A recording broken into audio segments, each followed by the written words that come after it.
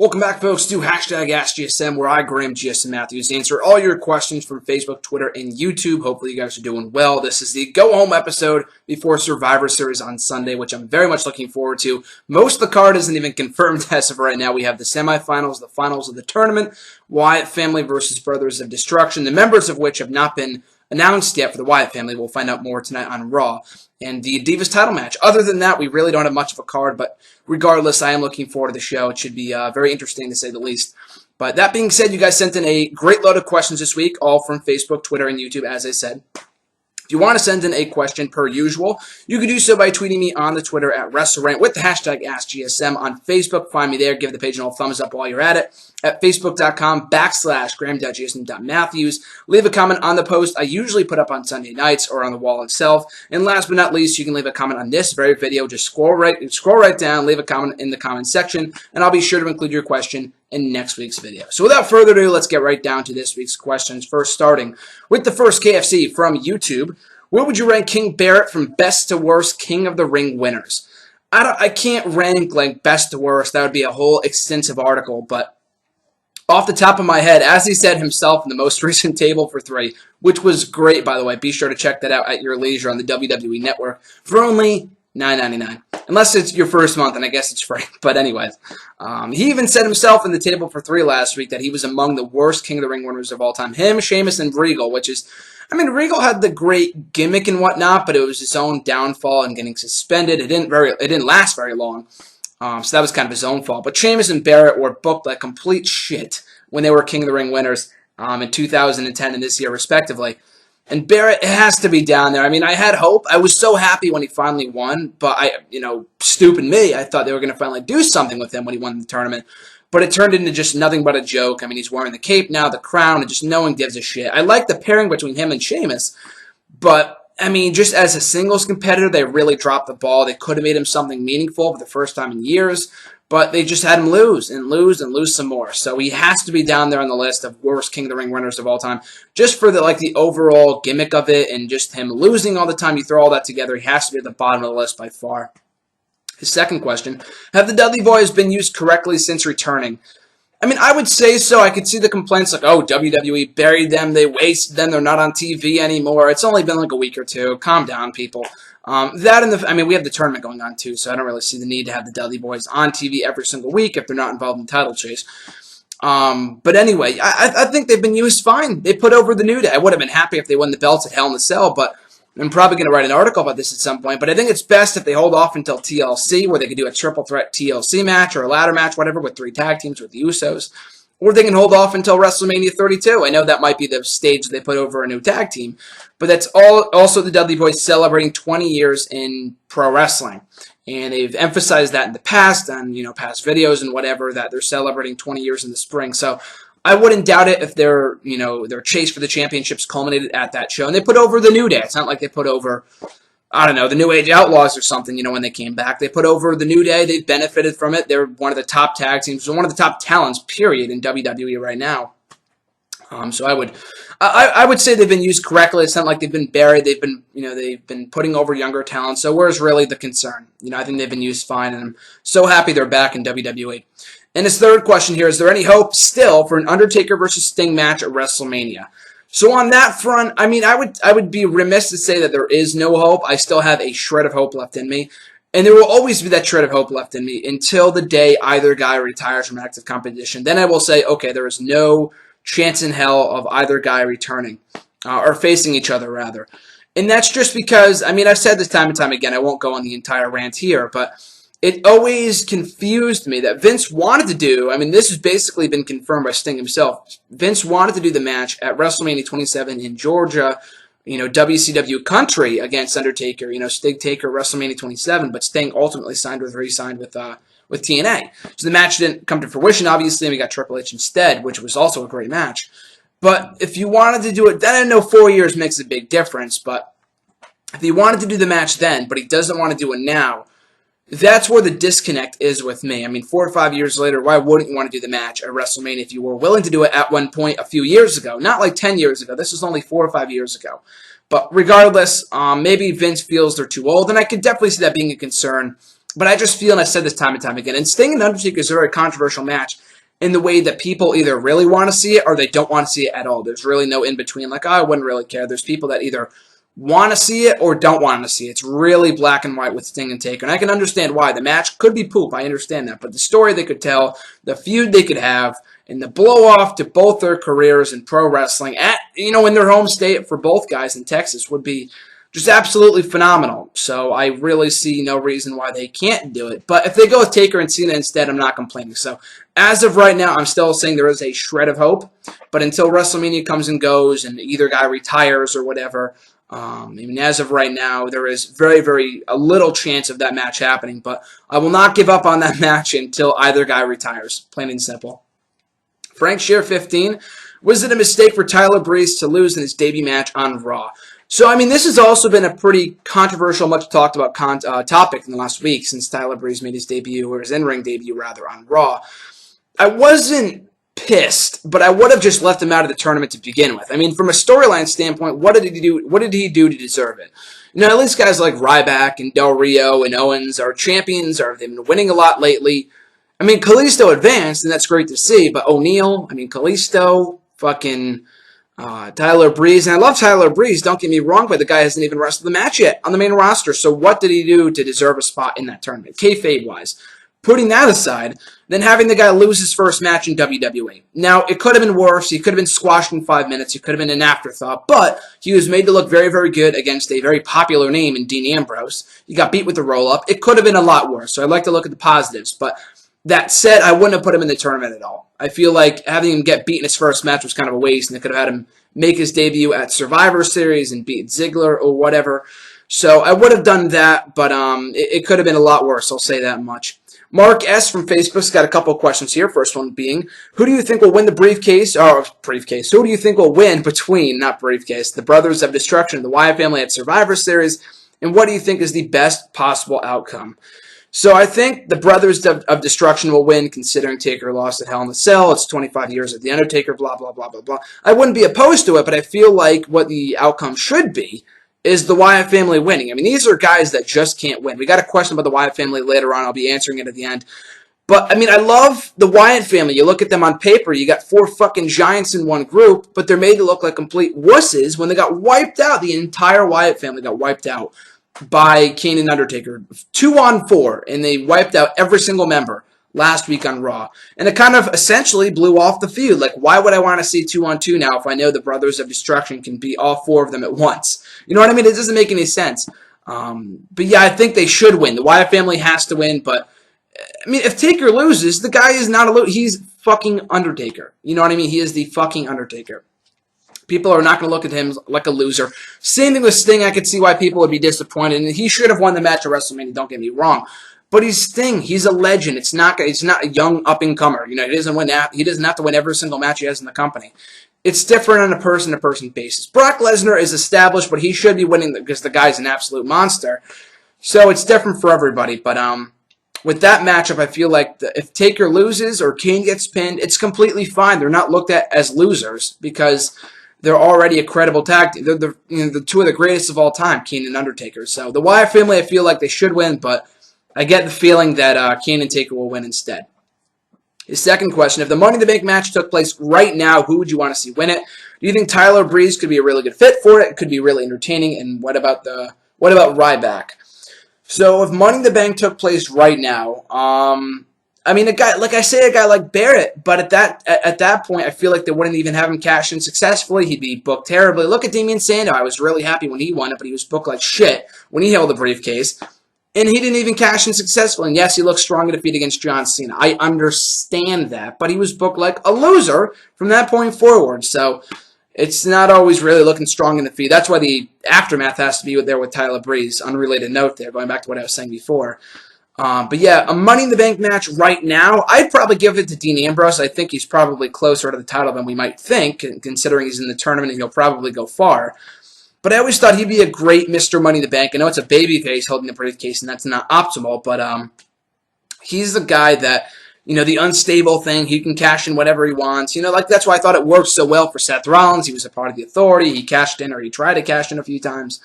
So, yeah, I feel like Dean Ambrose would be a great fit, but, he's involved in the tournament right now, so it wouldn't really make much sense. Tyler Breeze, it's way too soon. Absolutely. Ryback, I would love to see, I would mark out if he won the briefcase, but I just feel like he's not ever going to be world champion, or at least with one world title, he's never going to be world champion. So I kind of gave up on that a long time ago. I really want to see Ryback with the briefcase.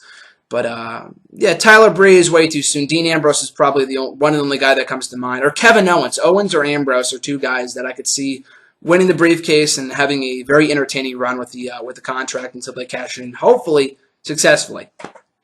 And his third question here, do you think on the TV shows recently NXT are introducing too many new people, and should focus more on the stories between the core wrestlers for the TV shows and introduce new wrestlers for the live shows instead? Is the freshness of introducing too many faces in NXT recently taking away from the real storylines that should be on the TV show? So I have no idea what you're trying to get out here. It's a lot in just one question. Maybe I understand what you're saying. Are you trying to say that they're introducing too many people, too fast on the main roster? And if so, I think it's fine. I mean, in the last year alone on Raw and SmackDown, we have seen the debuts. I mean, the Ascension technically debuted in 2014, so we'll leave them out of this. But in 2015 alone, we've had the debuts of Charlotte, Sasha Banks, Becky Lynch, Kevin Owens, Neville, the Lucha Dragons, Braun Strowman, and most recently Tyler Breeze. That's 8 people. 8 people have debuted from NXT on the main roster. I mean, Strowman was never in NXT, but he was still technically a part of NXT, if that makes sense. But 8 people from developmental have been brought up in the last year alone. I think it's great. We need more freshness. We need more opportunity to build new stars. That's absolutely what we need right now. So I don't know. If anything, I think we need more new faces on the main roster. I know that's going to take away from the depth of NXT, but we definitely need more new, fresh faces on the main roster. We have a lot as it is right now. Like 90% of the roster has debuted in the last 5 years or less. But more new faces, the better. You can't call everyone up at once. I understand that because you can't push everyone at once, and someone's bound to be left out or be directionless or be an afterthought or whatever. You got to pace yourself. I mean, like, Neville and the Dragons were brought up the night after WrestleMania. Owens was brought up in May. The Divas brought up in July. Strowman after SummerSlam. Breeze in October. You know what I mean? So they paced it out well. They don't bring up everyone at once. They bring up a couple people at once. Like last year after WrestleMania, they brought up like Paige, Rusev, Dallas, and Rose.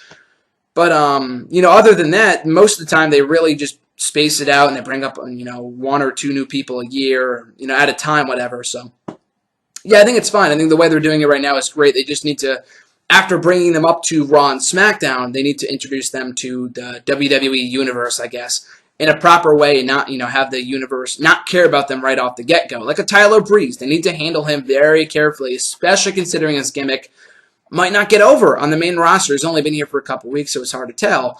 But he's a guy they need to really tread carefully with, because if they don't book him properly, he's going to be a loser. He's going to be the next Fandango, so they really need to put an effort into protecting him over, the first couple months of his WWE main roster run. The next question here from Justin G's got a couple questions here. First one being with Finn Balor taking on a whole new look and attire-wise. With the leather jacket, it feels like he can run as a heel and he can really pull it off in my books. Do you think we will see a heel Finn Balor? At this point, probably not. I know that I was kind of getting that feeling when it felt like, someone had to turn between Samoa Joe and Balor. We have no top heels. We have no heels in NXT right now with Breeze getting called up and Owens getting called up. We really had no one, so they had to turn somebody, other than Baron Corbin, but Baron Corbin isn't going to carry the heel side alone, so they had to turn somebody, and it was Samoa Joe, which I think is for the better. Because Balor, yeah, I could see why his current look would scream heel, but he's so over. The whole hand thing, it's just, he is the perennial babyface. He is the perfect babyface. That's not to say you can't turn him down the line. He worked as a heel in New Japan for a while, part of the Bullet Club, but that was a little different because he was a foreigner and kind of a different deal. I think in WWE and NXT, he just fits perfectly as a babyface, and that's what he's going to be. I might have been Meltzer or Wade Keller or somebody described Finn Balor as like this generation's Jeff Hardy meets John Cena. I could not agree more with that comparison. I feel like it's a great comparison. The guy can do amazing things in that ring, but at the end of the day, he can connect with that audience. John Cena, whether he gets booed or cheered, he connects with the crowd, and that's exactly what Finn Balor does, and you just can't help but like the guy. So it's kind of like the same thing as turning Sami Zayn. I feel like he could be a better heel, Balor that is, than Zayn, because there's no way that you could turn Zayn heel, at least at this point anyway. But yeah, I would keep him babyface for the foreseeable future, especially when he gets called up to the main roster, which hopefully will be, right after WrestleMania like I predicted months ago. But yeah, not right now. Maybe down the line when his popularity dies down, but he is like the perennial, quintessential babyface. There's no real reason to turn him heel at any point in the near future, especially while he is the top babyface in NXT. His second question, I was a big fan of the Cruiserweight division back in 2003 when the division started. Do you think with superstars like Neville, Kalisto, and Primo, they could bring back the title in the future? I talked about this time and time again, the Cruiserweight division. And I said at one point, yes, maybe like a WWE Network-style show, and I said bringing people like Evan Bourne and Yoshitatsu, people that weren't doing anything at that time, Sin Cara. But now we really don't have that. A lot of those guys are gone. Bourne's gone, Tatsu's gone, Kurt Hawkins is gone.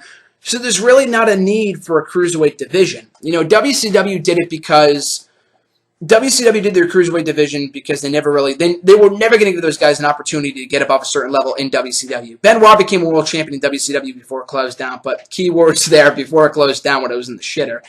Guys like Eddie and Jericho and Rey Mysterio were never going to become world champion in that company if they was staying afloat. Hence why they jumped over to WWE. And they didn't know they were going to get world title pushes over there, but WWE recognized their talent, realized they were world title worthy competitors, and they put the belt on them at various points in time. So if you were to do that in WWE, I know Neville's kind of been a flop for the most part, considering they just booked him very oddly over the last couple of months. But you put him in a Cruiserweight division, it just relegates him to being a Cruiserweight. I know the X Division in TNA is a little bit different. AJ Styles was an X Division guy, but he went on to become world champion. It's a little bit different between Cruiserweights, and I thought the X Division was handled great for the first few years. Now it's in the shitter because they just stopped caring about it. But yeah, I feel like with guys like Kalisto and Neville, I feel like if they're booked properly anyway, can be something big in this company. But if you relegate them to a Cruiserweight division, they'll never get above a certain level. I like the idea of maybe having the first hour be all crash-style matches, but then again, you got to switch up the format every once in a while, not do the same thing WCW did.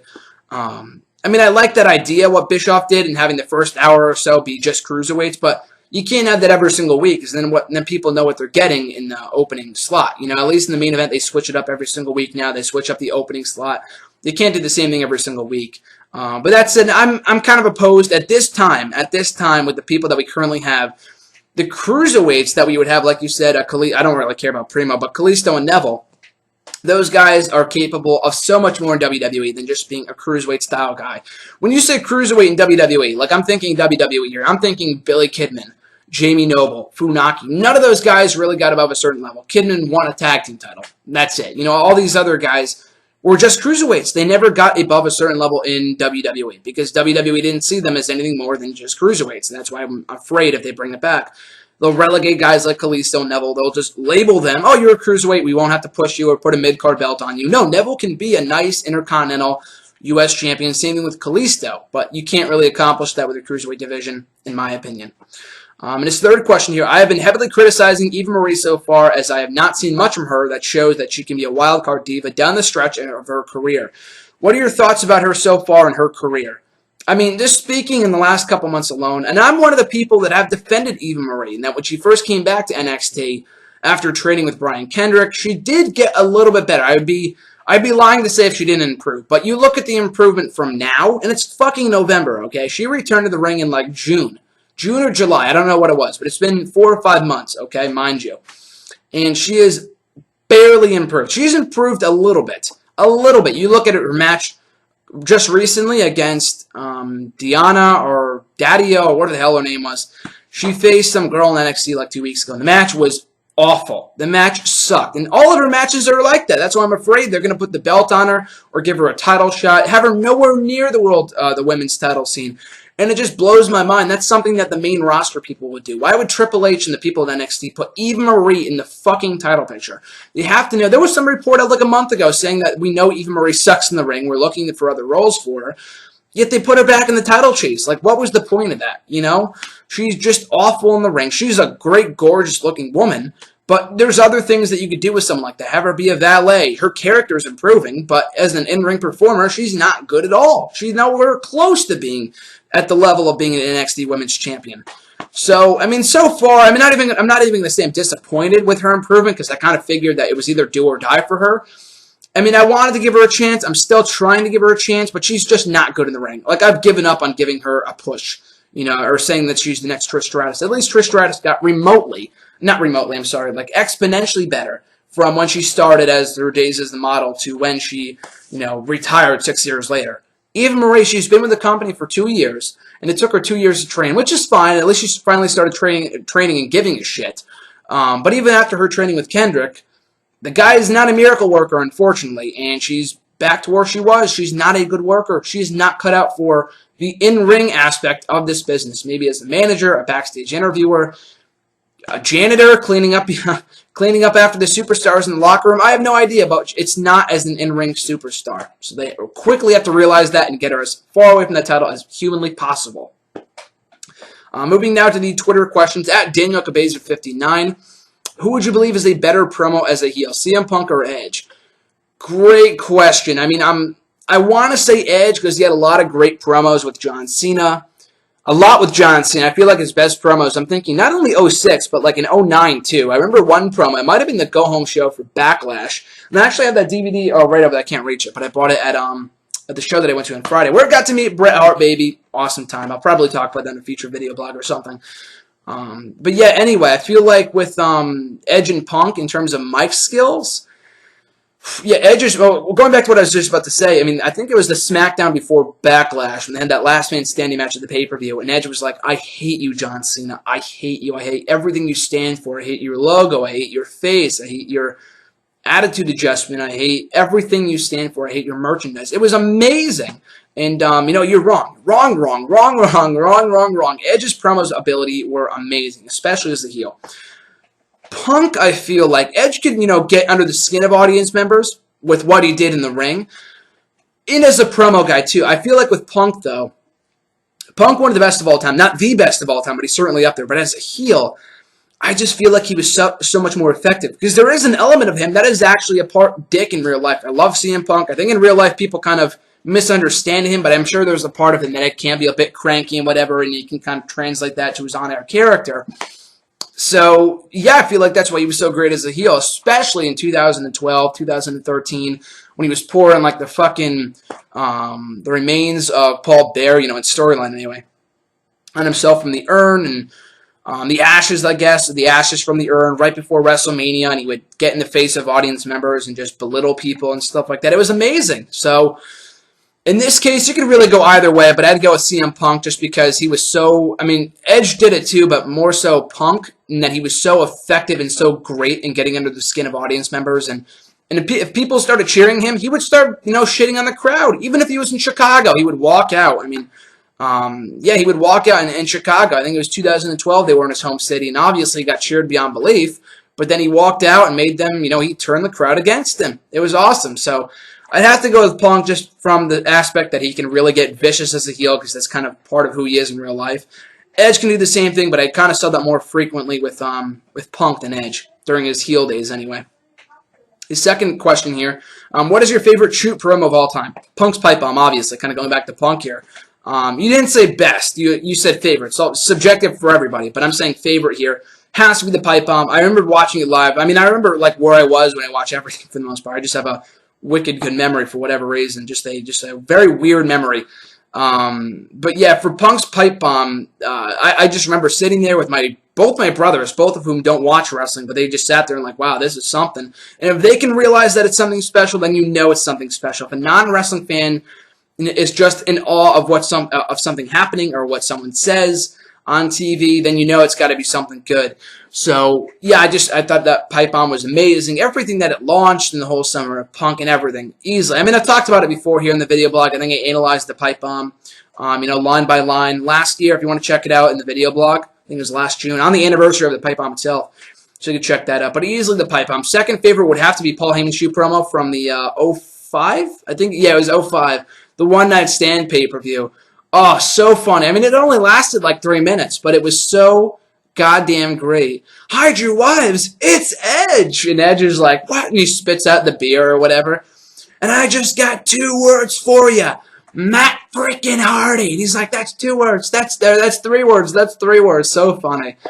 Yeah, that promo and just, yeah, those are probably my 2 favorite shoot promos of all time. Punk's pipe bomb from 2011 and Paul Heyman's shoot promo from One Night Stand 2005.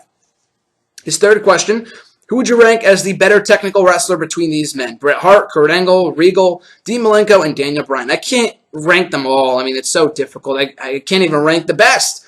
I just said Bret Hart because I feel like Angle is more of a mat guy than a technical wrestler. I don't know what you really define as a technical wrestler, but to me, I feel like Angle is more of a mat wrestler and whatever, so I would go with Hart because Angle fits that. Regal's up there, but he's not quite up there. Same with Dean Malenko. And Daniel Bryan is, while he's a great technical wrestler, he can also fly, and I'm kind of, I know him more for that kind of stuff than the technical stuff. So I'd go with Bret Hart in that case. And his fourth and final question here, if you were a WWE superstar, what would be your submission finisher? You could choose an MMA submission if you want to. So I wrote down a couple ones here. I mean, I've been doing MMA for the last 5-6 years now, so, I mean, it's funny because I incorporate some pro wrestling stuff. Not like the Attitude Adjustment or anything like that, obviously. But like we would do like the figure four in class, in training and stuff like that. We would do in Hell's Gate, the Go-Go Plata, stuff like that. And I'm like, oh, that's the Hell's Gate, and it's great. Or like Daniel Bryan, like the lapel lock. Or it's not more so like the hand motion and getting your hands over their face. It's more so getting your leg around their shoulder and kind of hurt their shoulder and to force them to tap out. It's a whole extensive process. But if I had to pick a submission finisher, if I were a WWE superstar, it'd either be the Kimura. I love doing that. Like when I first learned that in class, I think I learned it before in class and before I saw Brock Lesnar do it on TV.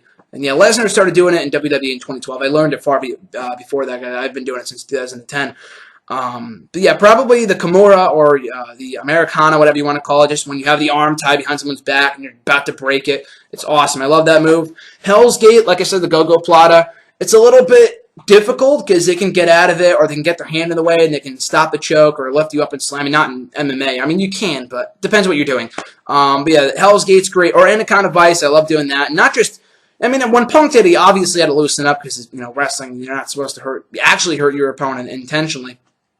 But with the Anaconda Vice, though, you would lock it in a way, not exactly how Punk does it, but it's called the double arm choke or whatever it is. When you have someone like this and you have their arm right around their neck and you choke them like that, that's a great move. And I forgot to write it here, but shit, what was the other one? Oh, the Kohina Clutch that Samoa Joe does, the rear naked choke, which is also great. When you just get just a choke like that, that's a great choke as well. So yeah, Kimura, Kohina Clutch, Hell's Gate, or Anaconda Vice. Modified version of the Anaconda Vice. At Swagzio, his question was, I always love that Twitter handle, by the way. His first question was, how would you book Alberto Del Rio going forward? The whole Mexican-America stuff, it's just not clicking for me. Right now, anyway, it's just not clicking. I mean, I love Zeb Coulter. Del Rio, I've never been the biggest fan of. He's a great wrestler, and I was shocked beyond belief when he came back. But I just feel like he's done it all. He's already a 4-time world champion. He's boring to a lot of people. And this Mexican-America shit just isn't cutting it. I feel like I've seen it time and time again. Like, oh, we're, foreigners or some shit like that. I don't know. I just feel like it's a retread of some past gimmick. It's like Real Americans 2.0 with Del Rio instead. So, I don't know. I feel like the U.S. title thing is good for him, but you just got to book him in a more interesting way where people aren't sitting on their hands during their matches and during his matches. You got to give him quality opponents, not the same people he's been facing since 2011. Guys like Dolph Ziggler and Sheamus. And Neville's good, but the guy's a loser. Like, people don't care when he beats Neville because Neville hasn't meant anything since, like, July, So, that being said, how would I book him? Like I said, the whole Mexican-American thing's got to go. I'm just not a fan of it. And I know, bring back Ricardo maybe, because Zeb Coulter is very good. The whole pairing between the two just isn't doing anything for me. I don't know I can't pinpoint what it is. It's just not working for me. Maybe for some other people, just for me, it's not working. Keep him looking strong. Keep him looking strong going forward and having him win matches and whatnot. But I don't know, just the whole Mexican-American thing, I would just scrap that, I guess, because it's not clicking. It's not clicking. The audience doesn't care. I don't care. A lot of people don't care from what I've seen online. So scrap that and just have him be a great wrestler. That's that's a strong suit. Just have him be a great fucking wrestler and have great matches, and then maybe he'll start to win over the audience again. His second question: what is one underrated Survivor Series moment? I wrote down a couple here. I put down Ziggler winning, not last year, but I don't know. It's obviously not the most underrated of all time, but when Ziggler won in 2012, and I feel like that installment doesn't get the love it deserves. I mean, the undercard wasn't really anything special. It didn't have that Big Four feel. It was a very good show, though. The main event, so like Big Show and Sheamus again, was good. Not as good as their Hell in a Cell match. At Hell in a Cell, not inside the cell. The main event I thought was great. Ryback, Punk, and John Cena, where the Shield debuted. Great match and a great moment, too. I was marking the fuck out when that happened.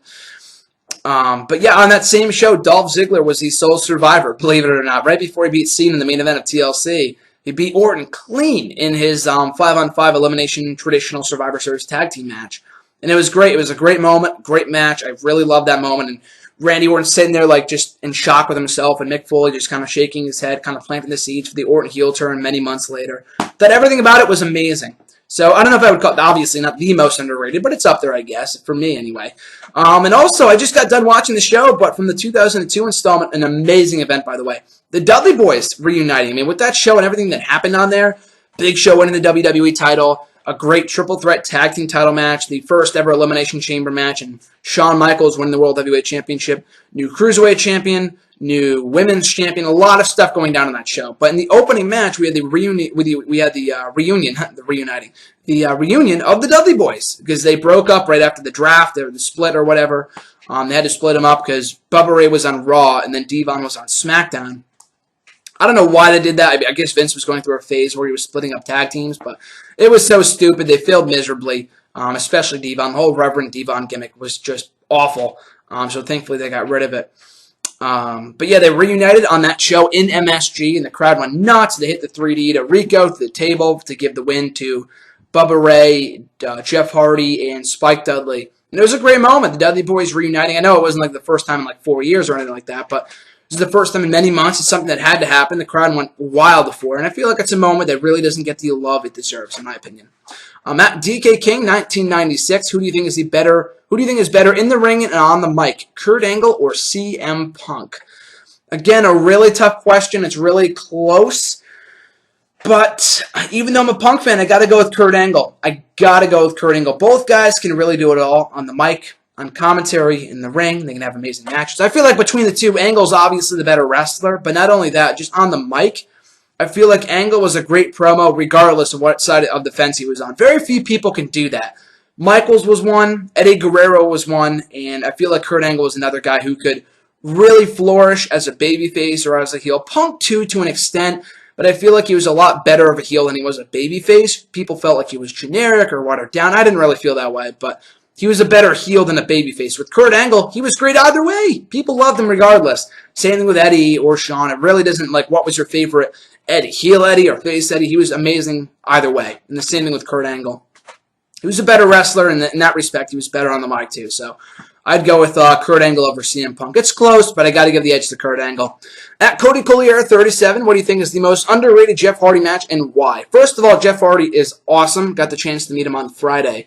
And like I said, I'll probably talk about it in a future video blog. It might not be for a while, but he was a really cool guy. Great meeting him and great talking to Matt for like the fourth time. I've met him a couple times before. It was great catching up with him. They're just so amazing. I mean, I know a lot of people don't give them a chance because of their past, but they've really cleaned up their act in the last couple of years, and they're amazing people, and it was so great to be able to meet my inspirations. But anyway, going back to Cody's question here, the most underrated Jeff Hardy match. It took me a couple minutes to think about it. I wrote down here the match with Matt Hardy, his brother Matt, at 25, WrestleMania 25. I feel like a lot of people know that match is great, but because 25 was such a bad WrestleMania, Shawn Michaels and Undertaker single-handedly saved the WrestleMania.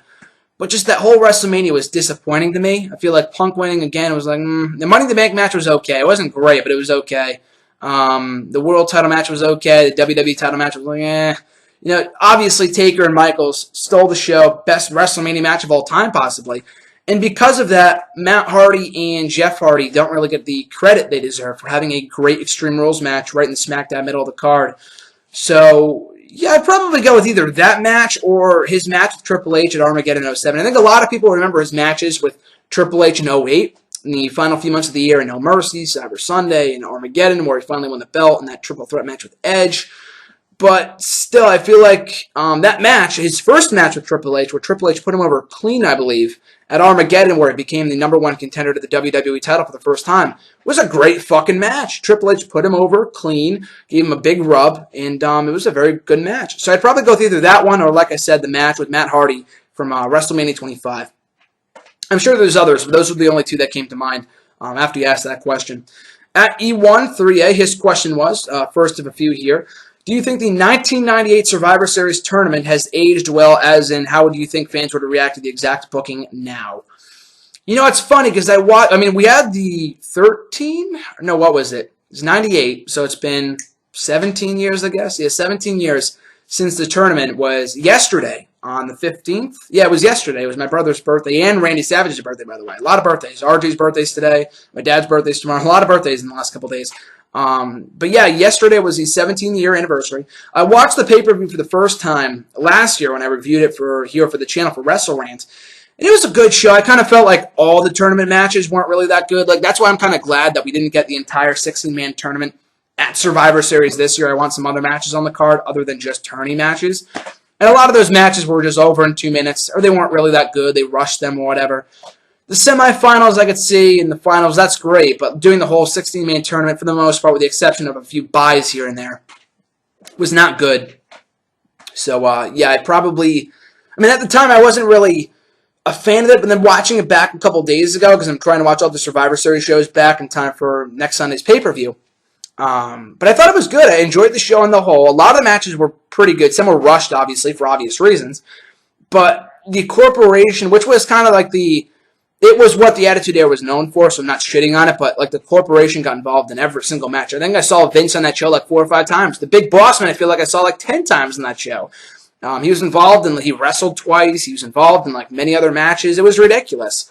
The tournament nowadays, like if the Authority got involved in every single match, I can guarantee you the crowd would shit all over. It's just not the same. It's not the Attitude Era. The Corporation and the Authority, two very different stables. The Authority, and the Corporation rather, did not, play to the fans and play back and forth. They were through and through heels. They were full-fledged heels all the way. They were not playing the crowd, dancing with New Day, like all this other garbage that makes them cheer. I mean, it's funny, don't get me wrong, but if you're going to be heels, you got to be a heel. I know kayfabe is dead for the most part, but you got to stick true to your character. Otherwise, that's why people don't care about the Authority. But anyway, yeah, if they had the full 16-minute tournament now, people would shit all over it. And I'm glad they didn't do that this year. And if the Authority got involved in every single match, I'm hoping they won't, going further in the tournament, people would crap on that too. So yeah, I think it's a good tournament. I enjoyed the show on the whole. 98, the swerve at the end. If that happened now, the swerve I feel like would go over just as well. But everything else with the tournament you could not do nowadays. With the people they brought in for, the people that competed in the tournament I thought were better than the people that are competing in the current tournament. Because I feel like those people, you look at that tournament alone, look at the people that were in that tournament. The Rock, Stone Cold Steve Austin, Triple H, Mankind, The Undertaker, and Kane. That's like 5 or 6 people out of like the full 16. That's not even all of them. How amazing is that? Now we just have Reigns and Ambrose. And those guys aren't even former world champions. They're just bright, popular stars. Everyone else is a loser, except for Kevin Owens. But everyone else, it's like, I know he's not going to win, so I don't really care. Owens is kind of a dark horse, but Roman and Dean, they do have definitely a chance. But back then, you had like 7 main event guys in one tourney. It's crazy. It was a good tournament. Be sure to watch it out. Check it out on the WWE Network. Watch it and check it out on the WWE Network. It's a good show. Second question, what is the best Big Show match? I think I've answered this before, but the one with Sheamus is probably my favorite Big Show match from Hell in a Cell 2012. That was a great match. And that guy's not a terrible worker. Just he's involved in so many bad feuds, and he's not a great worker, obviously, but his opponents are kind of like clumsy when he's put with Taker. Like those two have zero chemistry, but yeah, I'd go with Sheamus. Just something clicked at Hell in a Cell, and they had that great match. That was also the match he won his second World Heavyweight Championship, so there's also a reason why it's significant. So I'd go with that match with Sheamus from Hell in a Cell 2012, or any of the matches he had with Brock Lesnar in 03, late 02. Those guys worked so well together. So I'd probably go with any one of those matches. Pick one that was also great, or his matches with Kurt Angle, or the match with Sheamus from Hell in a Cell 2012. His third question, what is the worst element of WWE's modern commentary? There's a lot of things that are wrong with it. It could be a lot worse. I know I always say that, but it could be a lot worse. But I just feel like the commentary nowadays, they're just scripted, like fake laugh here, or not talk about the wrestling. I don't know if I can pinpoint one exact worst aspect of the commentary, but the fact they rarely pay attention to the in-ring action, they focus more on themselves and making themselves laugh than the in-ring, than the people, than telling that story to the fans and whatever through the match, through what's going on in the ring, which is the way that it should be. they're more focused on cracking jokes and hey Maggle and what all this other shit that JBL says. Just just scripted nature of commentary, just the way that it comes off so inorganic, and the way Michael Cole only gets excited when John Cena wrestles, or that's it, John Cena and maybe somebody else, but that's it. For everyone else, he's like, oh, here comes Dean Ambrose, hits the dirty deeds, we got to win here. And he's not like, oh, Dean Ambrose, what a win. At least Jim Ross, for as over the top as he could be at times, which I loved about him. I mean, some people were not fond of that, but for as over the top as he was as a commentator at times, he invested in every single character. If Steve Blackman won a match, he'd go crazy. You know what I mean? He'd be like, oh, Steve Blackman with the win, that son of a bitch, that damn son of a bitch cheating to win. Slobber knocker. You know what I mean? So he was always excited regardless of who it was. It seems like nowadays they're just not motivated. I mean, they're good commentators, but they're just not motivated. If they don't care about the action, then why should we? That's my prime question asked to WWE's commentary team. In his final question here, push, repackage, or release Apollo Crews, Chad Gable, and Asuka. Very tough one because I love all three of these people, but I would push Gable because I feel like the guy has everything to be a star in this company. Repackage Apollo Crews. His gimmick is great. His character development so far has been great. Just change the finisher, I guess, is the only thing that I would repackage about him. But the finisher's got to go. He's got to change to something that could be taken more seriously other than just a standing moonsault. That's a signature move, not a finisher. So I would repackage that about him. And release Asuka. And the only reason I say that is because we have a lot of great women on the main roster and in NXT. More so the main roster. She's probably one of the best in NXT right now. And that's not, no, we have a surplus of great women, so we got to get rid of her. That's not why I'm saying that. The reason I would release her over the other two is just because of the track record that WWE has with not properly pushing Japanese talent. You look at Funaki, you look at Tajiri, Yoshitatsu, the list goes on and on and on, Taka Michinoku. All these guys never really got above a certain level because WWE gave them the old Japanese stereotypes and bowing and not being able to speak English. It's bullshit. I mean, so far so good with Asuka, but who knows what they're going to do with her when they get her to the main roster. It's not because I don't think she can be a star. It's just because of what happened in the past with other Japanese talent that they never treat right, that I feel like they're not going to treat her right either. Hopefully they prove me wrong, but of the three, I would get rid of her, push Gable, and repackage Apollo Crews. At RJ_Marso, happy birthday to my brother RJ. I'll be seeing him tonight to watch Raw, but wish him a happy birthday at RJ_Marso on the Twitter, turning 22 today. 22nd birthday. But his question was, who should beat Bayley for the NXT Women's Championship? Like I said, Asuka, I guess. She's probably the best worker they have right now. Emma, I could see, but she's like there to put other people over. I don't really see them putting the belt on her. So probably Asuka, then you can promote Bayley to the main roster, and if there's anyone that can carry that division when Bayley's gone, it's Asuka. It better not be fucking anyone but Eva Marie, I guess is my answer for you, RJ. Anyone but Eva. Even Carmella at some point would be better than Eva. Nia Jax would be better than Eva Marie at this point in time. Like I said earlier, she's not a great wrestler. She is not good. You cannot put her belt on her. You cannot put the belt on her, much less put her in contention for the championship at all. Because I don't think even Bayley could get a good match out of her because she's not a good worker. She looks like she's walking in slow motion in the ring. She looks like she's wrestling in slow motion in the ring. It's not the cameras they have, it's her. She looks like she's wrestling underwater when she wrestles. It's crazy. She's not a good worker, so anyone but Eva, but in all seriousness, I would probably go with Asuka, so you can promote Bayley to the main roster, hopefully within the next year or so. At Sean Markistic, I always mispronounce that, but if that's right, hopefully it is. But his first question was, who will be the Final Four of the World Heavyweight Championship Tournament? So I think it's pretty obvious, unless they give us an upset or something, unless Kalisto wins, but we'll find out more tonight on Raw. But Roman Reigns, Alberto Del Rio, Ambrose, and Owens, and we'll get the finals. I feel like it's going to be Reigns and Ambrose. Unless they throw a swerve and throw Owens in there instead, I feel like it's going to be Reigns and Ambrose in the finals. His second question, push, repackage, or release Neville, Stardust, and Del Rio. A little bit easier than the other one, but push Neville. I know I've said before, like, release him, but of these three, I feel like he could really be something special. I feel like he's more capable of than, like, this generation's Evan Bourne. His mic skills aren't great, mind you, but he's an amazing worker, and he could really go far in this company. Not world champion material, but he could really be something special if they gave people a reason to care about him, other than just having him lose every single week. So yeah, Neville I would push. Repackage Stardust, become Cody Rhodes again. I know I've been saying this forever now, but Stardust, he really devotes himself to the character, and I really appreciate that. I admire that about him. But the character is mid-card, undercard for life. It's nothing more than just a comedy character. He's never really going to get above a certain level with that gimmick, in my opinion. So I would repackage Stardust and just get rid of Del Rio. I know he's the biggest star of all three of them. He's the current United States champion. But we've been there, done that. Like I said before, it's not like I don't like Del Rio. The guy's a great wrestler, but we've seen him here before. He's already feuded with all the top names. He's feuded with Big Show, John Cena, Randy Orton, Sheamus, Dolph Ziggler, everybody. He's faced everybody that was already here before. He could always feud with like a Lesnar at some point, which would be cool. I don't see it happening, but Lesnar would be nice. Cesaro would be nice. There's a few people still left for him to feud with, but been there, done that. Like there's many more people I would bring back before Alberto Del Rio. But yeah, so I would release him, repackage Stardust, and push Neville. That for Del Rio though, for the whole, but we need Mexican stars, and then just push Kalisto. Push Kalisto. At Scarlet1 via Twitter, do you think that the Brothers of Destruction shouldn't have gotten revenge on the Wyatt family so quickly? Absolutely, I agree. They should not have gotten their comeuppance, the Wyatt family that is, so quickly. Like I said earlier, it makes no sense that 4 people were able to get wiped out entirely by the Brothers of Destruction. Like I didn't end Raw last week, oh, like this sucks, it makes no sense. I'm just nitpicking here. On the whole, I thought it was a cool segment. England loved it. It came alive for the match. For the segment, rather, to close the show.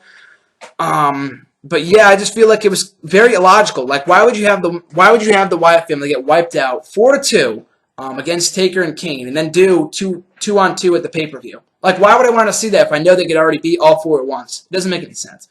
But yeah, I feel like they got the revenge way too early. I know you have to give them an upper hand, especially if the Wyatt family are going to go over the pay-per-view. Taker and Kane have to get the upper hand at some point, but have them just chokeslam Eric Rowan or something, not wipe out all 4 people. You know, have Bray Wyatt escape, not take a fucking chokeslam from the Undertaker and Kane. That was stupid. But segment again, I enjoyed it. But I agree. I feel like they should not have gotten the revenge as early as they did, or at least in the fashion they did by beating all 4 guys. Just have it be one guy, not all 4. It's ridiculous.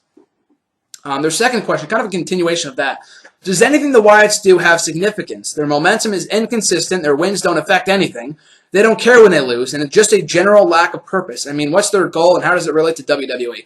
I agree. We know nothing about the Wyatt family. I love the Wyatt family. Like I said on paper, I love them. I feel like they can be a great goddamn stable, but because they're booked, specifically Bray, so inconsistently, they win, they lose, they win, they lose, they're losers, they're winners, they dominate people, they get wiped out in 5 minutes by the Brothers of Destruction. It makes no sense. That's why I don't feel like people don't care about the Wyatt family, but it's going to get to that point. They keep on the booking the way that they are. People didn't care about Bray Wyatt at the end of his singles run because he was already booked like shit. He was winning and then he was losing, and he was off TV for a while. I was like, what the fuck are you doing? What the fuck are you doing? Stop booking this guy like complete shit. He is a one-of-a-kind talent.